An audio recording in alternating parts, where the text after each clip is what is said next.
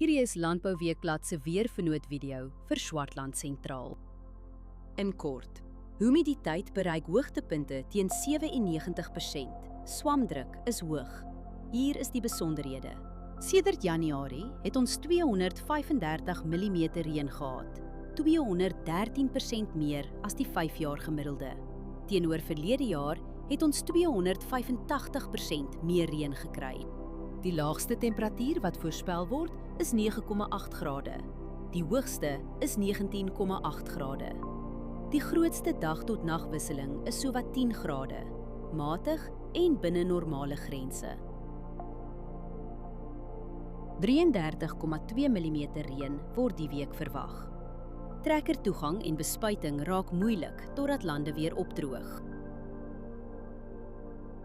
Die ergste winddag is Sondag met ongeveer 30,4 km/h. Vir my spuit op daardie dag. Nog 2 dae die week raak ook 15 km/h of meer.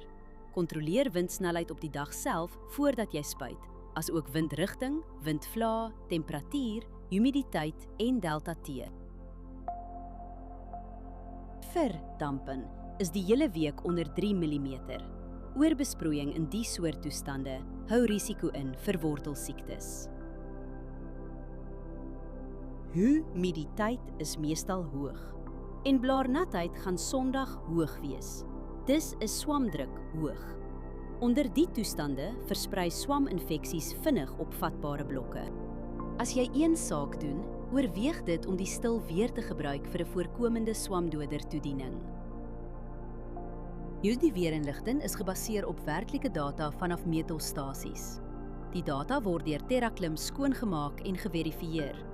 KI-interpretasies word deur grondwaarheidsdata onderlê, aangedryf deur Villa Crop Protection. Hierdie verslag is met die hulp van kunsmatige intelligensie gegenereer en is nie professionele advies nie. Gaan na weather.villacrop.co.za en kies die weerverslag vir jou streek.